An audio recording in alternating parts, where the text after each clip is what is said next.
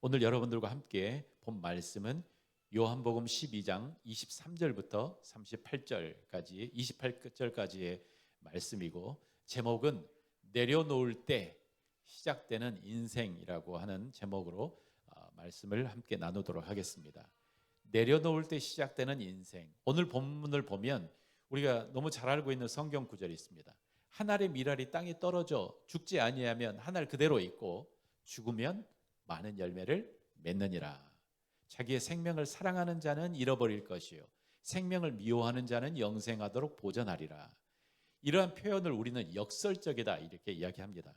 역설적이라고 하는 것은 표면적으로 볼 때는 약간 불합리하게 보일지라도 깊이 생각하면 진리를 담고 있는 표현들, 이런 것을 우리는 역설이라고 합니다. 예를 들어서 소리 없는 아우성 이런 것처럼 성경 안에는 이러한 역설적인 것들이 많이 있습니다.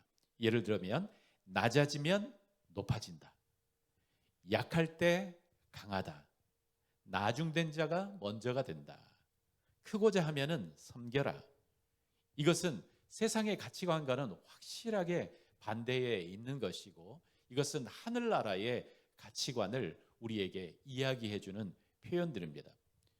이러한 역설적인 표현 중에서도 가장 강력한 것이 바로 오늘 성경 본문에 나와 있는 죽고자 네가 죽으면 산다, 네가 너의 생명을 미워하면 너는 영생하도록 살 것이다 라고 하는 이 표현이 아닐까라고 생각을 해봅니다. 이 역설적인 이 죽으면 산다라고 하는 이것이 그냥 나의 삶 속에서 이 성경을 읽으면 알 것 같은데 막상 그렇게 사는 것은 매우 어렵습니다. 왜냐하면 내 안에 있는 그 방어 기제가 어떻게라도 정말 나를 지키려고 하고 나를 보호하려고 하는 이 강력한 힘이 내 안에 함께 있기 때문에 이것을 내가 경험하는 것은 참 쉽지 않은 것이라고 생각합니다. 그렇지만 이 말씀을 통해 하나님께서 예수님께서 우리에게 주시고자 하는 강력한 메시지가 있습니다. 이 말씀을 함께 묵상해 보도록 하겠습니다. 오늘 본문을 다시 읽으면서 시작하도록 하겠습니다. 역설이라고 하면 이 십자가 사건이 가장 강력한 역설이라고 저는 생각을 합니다. 오늘 본문 바로 앞절에 보면 이러한 구절이 나와 있습니다. 빌립이 안드레에게 21절부터 그들이 갈릴리 벳세다 사람 빌립에게 가서 청하여 이르되 선생이여 우리가 예수를 배웁고자 하나이다 하니, 이 전에 제가 20절부터 읽어야 될 것 같네요. 명절에 예배하러 올라온 사람 중에 헬라인 몇이 있는데 그들이 빌립에게 갔고 뭐라고 하냐면 선생님 우리가 예수를 만나고자 합니다 라고 이야기했습니다. 그러니까 빌립이 안드레에게, 그리고 안드레와 빌립이 예수님께 가서 이야기를 하자. 무슨 이야기를 하냐면 헬라 사람들이 예수님을 만나고자 합니다 라고 이렇게 이야기한 거죠. 저는 이 구절이 어떻게 보면 왜 뜬금없게 여가 있을까, 뜬금없이 여가 있을까라고 하지만 이것은 굉장히 중요한 시그널입니다. 바로 그 다음에 예수님께서 우리가 본문에 읽은 본문에서 뭐라고 하냐면 때가 왔다 이렇게 이야기합니다. 인자가 영광을 얻을 때가 왔다. 헬라인이 예수님을 만나러 온 것은 예수님에게는 어떤 시그널과 같은 그런 때였던 것 같습니다. 헬라 사람들, 유대 사람들이 아닌 이 이방인들이 예수님에 대한 소식을 듣고 유월절이라고 하는 그 특별한 명절에 예수님을 만나러 온 거죠. 그런데 그때에 예수님께서 그 헬라 사람들을 만나지 않고 뭘 하시냐면 네가 예수님을 만나고자 하느냐? 그러면 뭘 봐라? 십자가를 봐라 라고 하는 이 메시지인 것입니다. 십자가. 예수님께서는 바로 이 십자가를 통해서 자신의 삶의 목적, 그리고 뭔가 하나님께서 하시고자 하는 그 완성을 이룬 것입니다. 또 여기에 보면 또 이렇게 표현합니다. 이 십자가는 뭐냐면 영광을 얻을 때가 됐다라고 하는 거죠. 영광을 얻는다. 우리 금요일 날 여기서 찬양 기도하면서 이 말씀을 또 묵상을 했는데, 보통 우리가 생각할 때 뭔가 영광스럽다 하면은 뭔가 좋은 일이 일어났을 때 우리가 영광스럽다고 이야기하지 않습니까? 좋은 일이 일어났을 때. 뭐 집에서 아이가 태어났어요. 와, 영광스러운 일이다. 우리 아이가 굉장히 공부를 잘하고 똑똑해서 그다음에 어느 큰 높은 직장에 들어갔다. 그러면 플랜카드 걸고 어느 고등학교 몇 회 뭐 행정고시 합격했습니다 하고, 이런 것들이 영광스럽다고 우리는 보통 이야기하는데, 예수님께서 이야기하신 것은 그 십자가를 지심이 영광스럽다라고 이야기한 것입니다.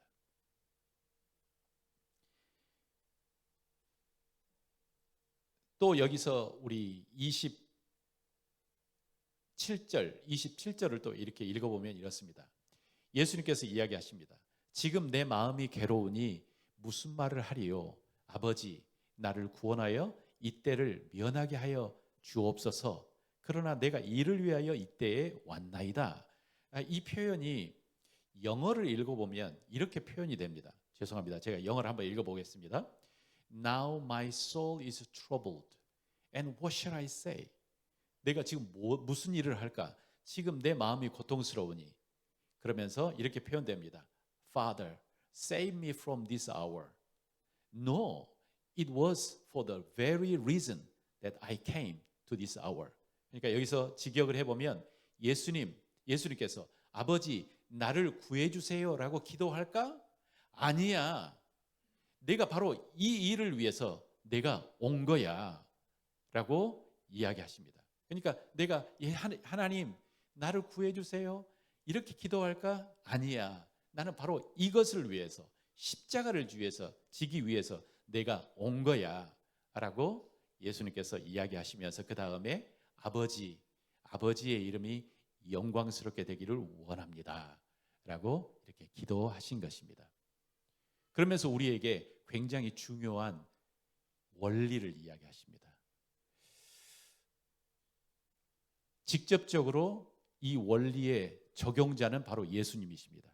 24절에 내가 진실로 너희에게 이르노니 한 알의 밀이 땅에 떨어져 죽지 아니하면 한 알 그대로 있고 죽으면 많은 열매를 맺느니라. 똑같은 의미인데 다른 말로 예수님께서 또 이야기하십니다. 자기의 생명을 사랑하는 자는 잃어버릴 것이요 이 세상에서 자기의 생명을 미워하는 자는 영생하도록 보전하리라. 역설이죠. 예수님께서 표현하신 역설의 하이라이트가 바로 이 십자가입니다. 어떤 사람에게는 이것은 치욕의 상징이고, 유대인들에게는 십자가에 매달린다고 하는 것은 저주받은 것이고, 로마인들에게 십자가는 가장 참혹한 사람을 죽이는 형벌이었습니다. 그렇지만 예수님은 이 십자가를 무엇로 보시냐면 영광이라고 보셨습니다. 그리고 이 십자가를 보면서 죽으면 산다라고 하는 이 메시지를 우리에게 전하신 거죠. 이 십자가 안에 무엇이 담겨 있습니까? 우리가 아는 것을 정리하면 이렇습니다. 이 십자가는 바로 하나님의 사랑의 결정판입니다. 하나님이 우리를 얼마나 사랑하시는지 그 하나님의 메시지가 바로 이 십자가에 있습니다. 자신의 자녀를 죽이시기까지 우리를 사랑하시는 거죠. 그러니까 누군가 내 것을 떼어주면서 나를 사랑하기가 정말 쉽지 않습니다. 얼마 전에 제가 여기서 저녁에 한 10시나 돼서 집을 가려고 하는데 어떤 할머니가 오시면서 제가 가려고 하는 차를 딱 막으셨어요. 그러면서 할머니가 하는 말이 경찰서에 전화를 걸어줘 이렇게 이야기하더라고요. 그래서 왜 그러세요? 그러니까 우리 집 아들이 나를 못 들어오게 하려고 문을 잠궈버렸어. 그래서 전화를 걸어줘. 그래서 제가 쫙 감을 차리면서 그러면 제가 할머니 집에 모셔다 드릴까요? 그러면서 할머니의 손을 딱 가지고 모시고 가는데 그때 제 안에 갈등이 막 생겼어요. 나 피곤해 죽겠는데 지금 빨리 가서 쉬고 싶은데 이 할머니한테 내가 잡힌 거예요. 그때 할머니가 손을 이렇게 흔들었을 때 내가 소톱하지 않고 갔어야 되는데 이러한 마음들이 제 안에 솔직히 들더라고요. 이 작은 제가 시간을 이 모르는 이 사람한테 내가 쓴다는 이 자체가 제 안에서 이렇게 갈등을 일으키는데 누군가 다른 사람을 위해서 내가 희생하는 것은 얼마나 쉽지 않은 일인지 우리는 알고 있습니다. 결국 그 할머니 보니까 집도 못 찾으시더라고요. 그래서 경찰에 연락하고 경찰에서 그 할머니를 집으로 모시다 드렸습니다. 십자가란 바로 하나님의 사랑의 결정판입니다. 나를 희생하면서 우리를 구원한 하나님의 그 사랑인 거죠. 나를 희생하면서. 우리 신학교의 교수님께서 그렇게 이야기하셨습니다. 우리가 신앙의 길을 걸어가면서 우리가 잘 가고 있다고 하는 그 사인은 뭐냐면 지금 너희들의 마음에 박힌 그 십자가가 더욱더 커져야 된단다 라고 이렇게 이야기하더라고요. 우리 마음판에 박힌 그 십자가의 그 메시지가 예수님을 알아가면 알아갈수록 더 커져야 되는 거예요. 왜냐하면 그 안에 담긴 그 사랑이라고 하는 그 메시지가 너무나 크기 때문에 보통은 우리가 꿀꺽 삼키기가 쉽지가 않아요. 그러나 우리가 알면 알수록 우리는 그 십자가 안에 담긴 그 능력과 그 사랑을 우리는 알고 놀라게 될 것입니다. 여러분이 주님을 향한 그 마음이 이렇게 커져가기를 주님의 이름으로 축원합니다. 또 이 십자가 안에는 하나님의 공의가 들었습니다. 죄를 지면 벌을 받는다. 죄의 삭은 사망이다. 라고 하는 이 하나님의 공의가 이 십자가 안에 들어 있습니다. 또 이 십자가 안에는 무엇이 담겨 있냐면 완전한 구원이 들어가 있습니다. 완전한 구원. 이 십자가의 사건을 통해서 우리는 완전한 구원을 얻게 되는 것입니다. 다시 역설이라고 하는 제목으로 돌아가 이 십자가는 역설 중에 최고의 역설입니다. 죽어야 산다는 것이죠. 죽어야 산다. 자, 그러면 1차적으로 한 알의 밀알이 땅에 죽어야만 많은 열매를 맺는다고 하는 것은 예수님께서 본인의 삶을 지금 본인이 하실 일을 생각하시면서 하신 말이지만 이 말을 두 번 반복하면서 이야기하신 이 안에는 뭔가 굉장히 중요한 삶의 원리들 그리고 우리가 배워야 될 것들이 이 안에 함께 담겨 있는 것입니다. 죽어야만 사는 것은 이것은 자연의 이치다. 죽어야만 사는 것은 자연의 이치입니다. 완두콩이 형제들이 있었습니다.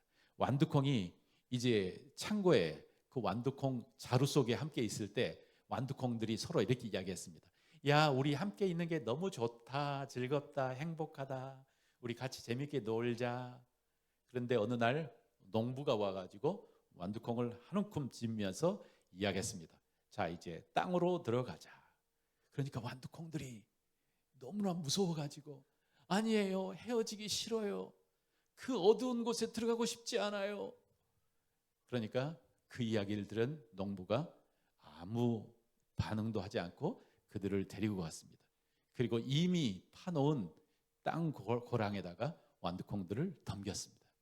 그리고 그 위에 흙을 덮어버렸습니다. 죽었습니다. 그런데 놀라운 일이 일어납니다. 그 안에서 새싹이 나는 거죠. 이게 자연의 이치입니다. 죽어야만 사는 것은 중요한 자연의 이치입니다.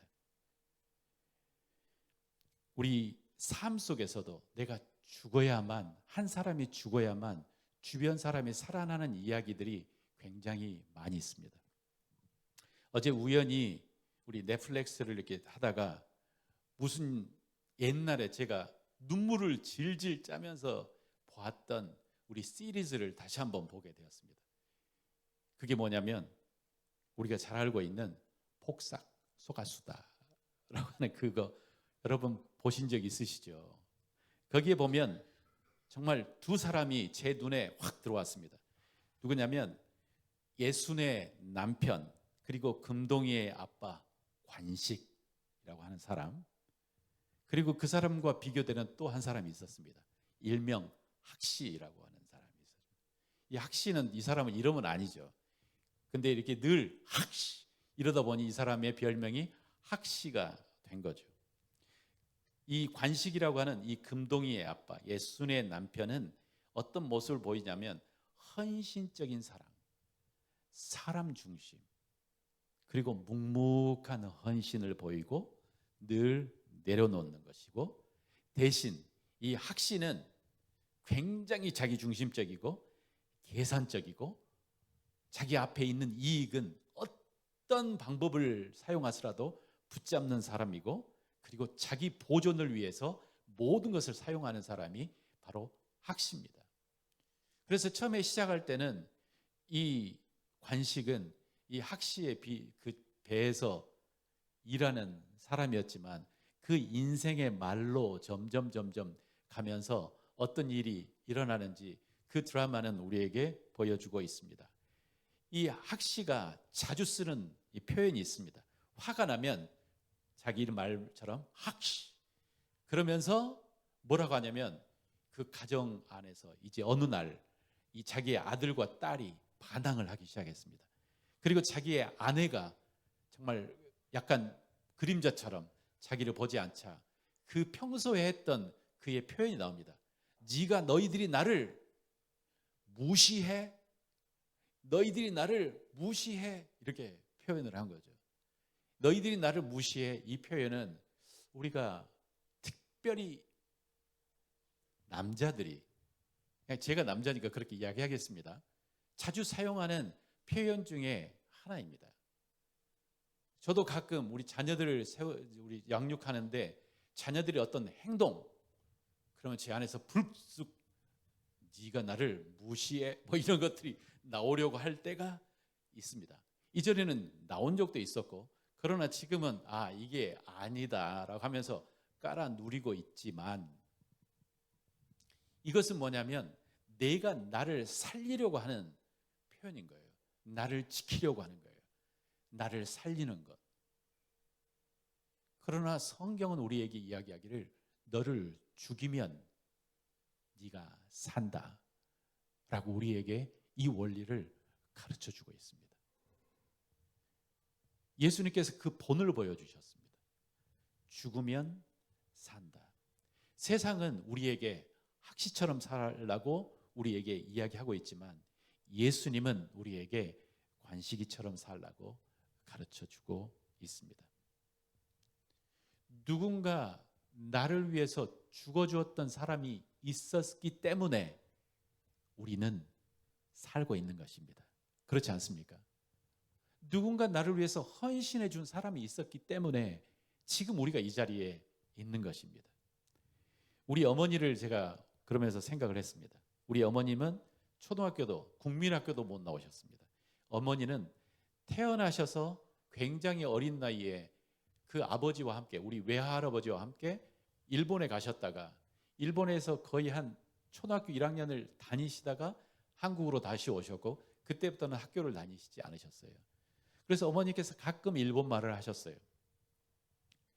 그렇지만 우리 어머니가 키도 작으셔요. 1m 50이 조금 더 넘으신 것 같아요. 우리 에스더보다 더 작은 것 같아요. 우리 어머님은 자존감이 굉장히 낮으셨어요. 그래서 늘 뭐라고 하셨냐면 내가 너희들에게 해줄 것이 아무것도 없다라고 하는 것을 습관처럼 이야기하셨어요. 이 쓸모없는 것이, 내가 너희들에게 해주는 것이 아무것도 없다라고 하면서 그 일생을 사시고 돌아가실 때까지 그러셨어요. 저희들이 아니에요, 어머니 아니에요, 이렇게 이야기하셨지만 그 마음은 그렇게 늘 이야기하셨어요. 그렇지만 이 어머니의 자리를 지켜주시고, 그리고 어머니가 우리를 지켜주시고 자신을 헌신했기 때문에 그 자녀들이 다 지금 건강하게 살고 있는 이 삶이 있다는 것입니다. 그러니까 누군가 헌신하고 자신의 삶을 죽였기 때문에 지금 우리가 있는 거예요. 이게 자연 법칙이에요. 예수님께서 우리에게 이야기하시는 거예요. 죽으면 산다. 그런데 하나님의 미랄이 죽지 않고 하늘 그대로 있잖아. 그러면 죽지 않으면 하늘 그대로 있는 거야. 그러나 죽으면 사는 거야. 죽는다고 하는 것은, 죽으면 산다고 하는 것은 자연의 이치입니다. 우리가 먹는 것도 생각을 해봅시다. 우리는 무언가를 먹습니다. 채소를 먹습니다. 이것도 생명이 있던 것들이 생명을 끝내고 우리가 먹을 때 우리의 삶 속에 에너지를 줍니다. 우리가 좋아하는 치킨, 살아있는 동물인데 우리가 이것을 먹습니다. 무언가 어떤 것이 희생하고 그 다음에 우리 안에 들어올 때에 이게 힘이 되고 나를 살게 하는 것. 내가 희생함으로 우리의 자녀들이 살아갑니다. 우리 여기서 아이들 막 놀고 뛰놀고 있는데 그 기뻐하고 즐거워할 수 있는 이유가 뭔 줄 아십니까? 여러분들이 지켜봐주고 여러분들이 챙겨주기 때문에 그렇습니다. 제가 가끔 이 예화를 이야기하는데 우리 김석재가 어렸을 때, 아주 어렸을 때 제가 이 아이를 데리고 우리 여기 운천동에서 저기 흥덕사지로 우리 약수를 뜨러 가끔 갔습니다. 그래서 가는 길에 제가 약수통을 들고 우리 석재가 옆에 있는데 막 가는 길에 애가 어릴 때는 노래도 잘하고 굉장히 외향적이었어요. 그다음에 지나가는 사람마다 인사하고 막 안녕하세요 막 그랬어요. 그러다가 약수터에서 약수를 뜨고 그다음에 내가 하나를 챙긴다고 하다 보니 갑자기 얘가 사라져 버린 거예요. 그러니까 제가 순간 이게 겁이 나가지고 석재야 그러면서 주변의 사람들한테 작은 아이 못 보셨어요? 그런데 아무도 못 봤대요.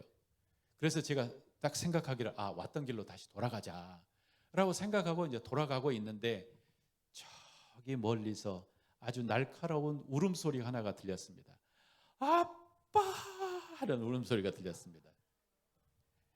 석재가 똑같은 길인데 똑같은 건물 사이에 똑같은 환경에서 가는 길에는 정말 천진만하고 천진난만하고 세상을 다 가진 것처럼 그렇게 걸어가다가 갑자기 별로 얼마 지나지 않는 시간에 공포 속에서 아빠를 찾는 이유는 무엇일까요?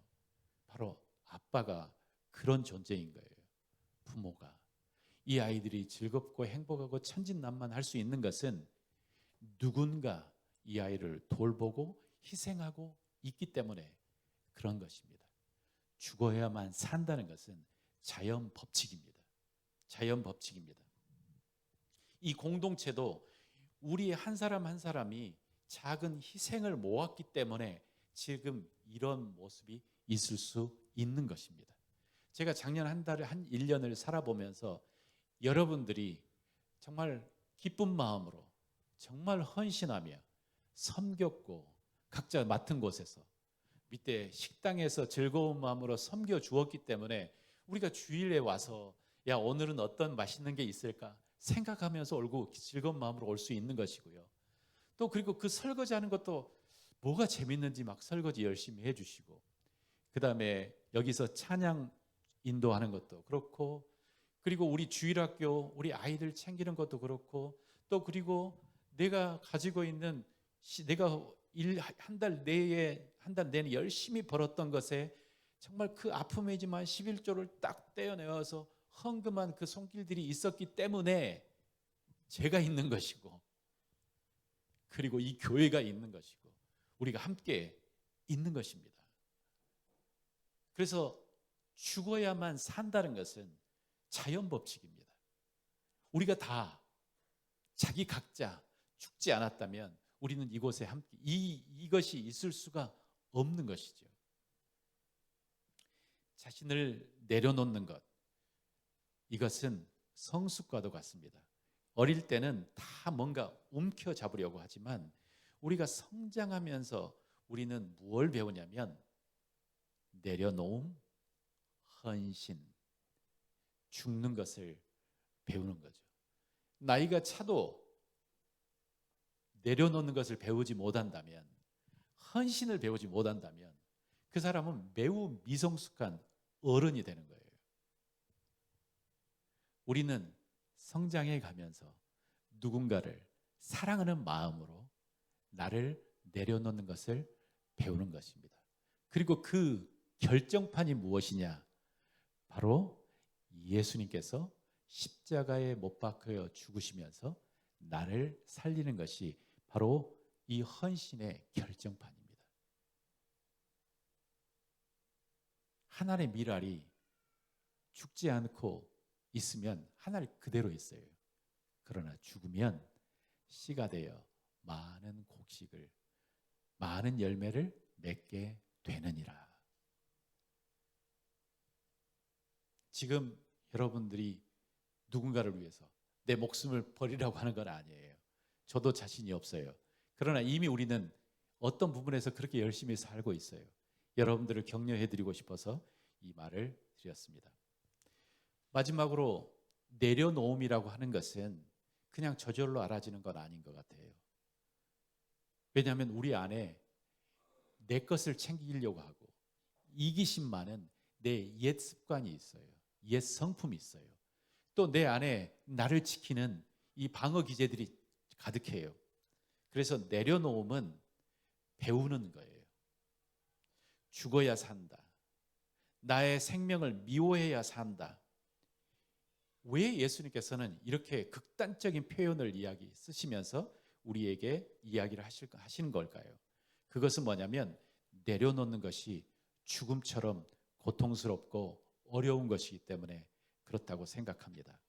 내려놓음은 우리가 배워야 합니다. 어떻게 내려놓음을 배울 수 있을까? 몇 가지로 정리를 해봤습니다. 첫 번째, 우리는 예수님을 보면서 배웁니다. 예수님의 본을 보면서 우리는 내려놓음을 배웁니다. 예수님은 우리의 목자이시고 우리의 모델이십니다. 그래서 예수님을 보면서 우리는 배웁니다. 빌립보서에서 이렇게 이야기하고 계십니다. 그는 근본 하나님의 본체시나 자기를 비워 종의 형체를 입으셨다. 우리는 예수님을 보면서 배웁니다.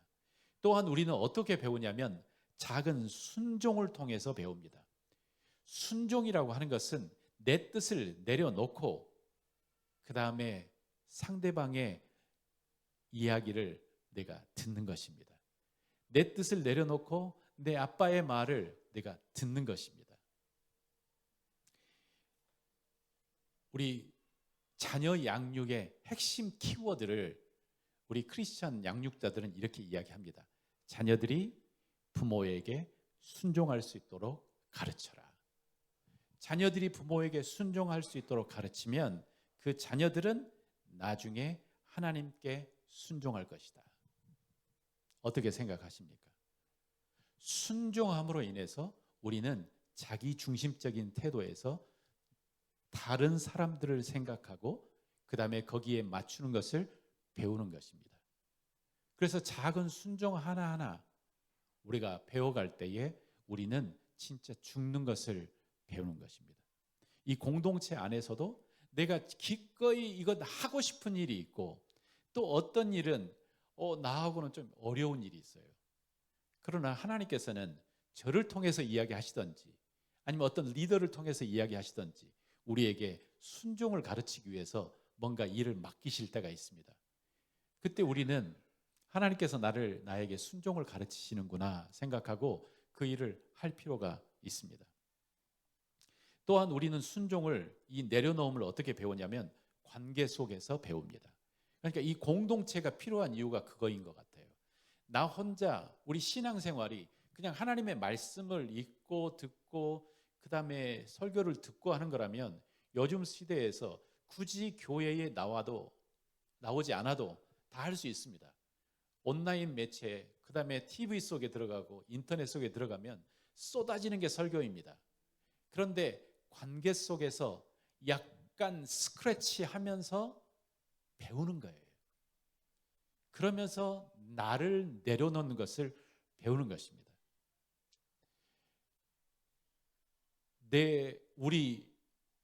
제가 생각할 때 교회 안에서 약간 건강한 토론이 참 안 되는 것 중에 하나가 어디냐면 바로 교회 공동체인 것 같아요.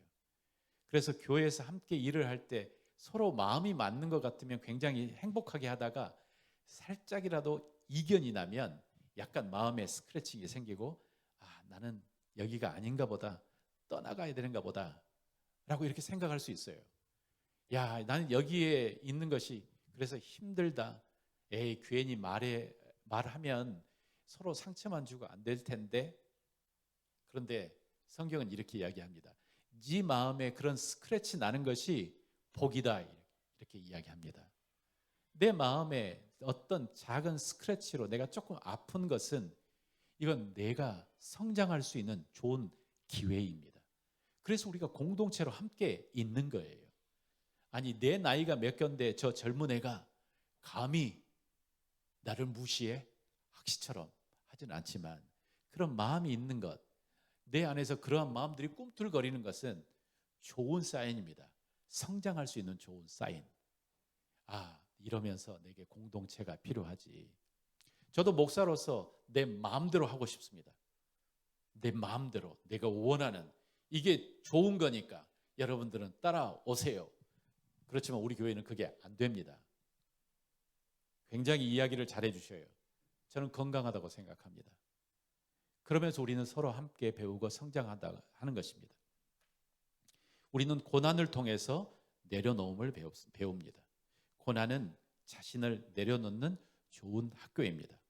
그래서 내게 어려운 일, 고난이 올 때 이렇게 이야기합니다. 하나님을 신뢰할 수 있게 해주셔서 감사합니다. 하나님 내게 가르쳐 주셔서 감사합니다. 이렇게 하는 거죠. 기도를 통해서 배웁니다. 기도를 통해서 우리는 진짜 나를 내려놓는 것을 배웁니다. 그 좋은 예가 바로 예수님이십니다. 십자가에 못 박히시기 바로 그 전날 예수님께서 겟세마네 동산에서 하셨던 그 기도가 그겁니다. 주여, 이건 진짜 내가 하기 싫습니다. 하나님, 이게 사라지도록 해주세요. 그렇지만 주님의 뜻이라면 그 뜻이 이루어지기를 원합니다. 라고 하는 이것은 기도를 통해서만 정리가 되는 것 같아요. 기도를 통해서만.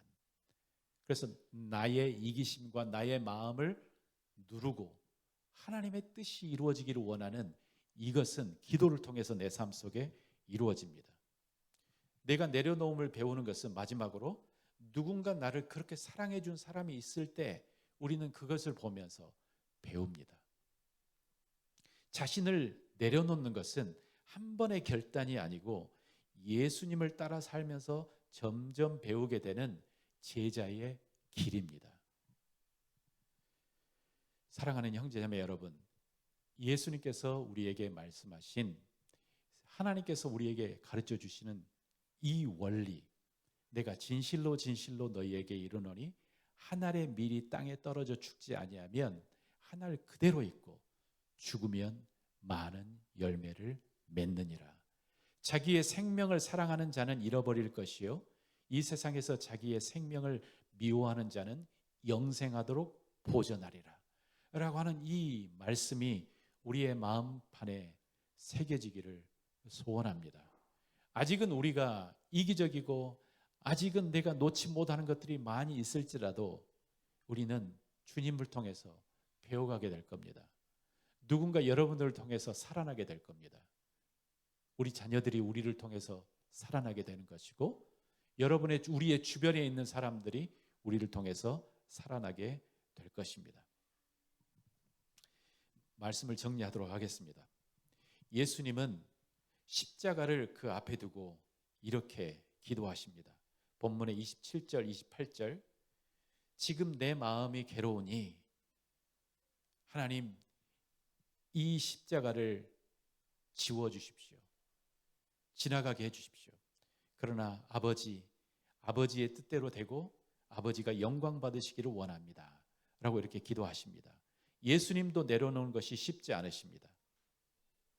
그렇지만 예수님께서 내려놓으시고 십자가를 지시게 된 것이 결국 우리에게 구원이 되고 생명이 되었습니다.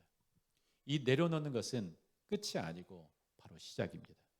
십자가는 끝이 아니고 부활의 시작입니다. 우리가 이 어렵지만 내려놓음을 우리가 함께 배워가도록 합시다. 누군가 나를 사랑하는 사람, 내가 사랑하는 사람을 위해서 나의 삶을 내려놓고 나의 자존감을 나의 마음을 내려놓고 정말 그 사람이 잘 되기를 원하는 마음, 이 마음을 함께 갖도록 합시다. 우리 함께 기도하도록 하겠습니다.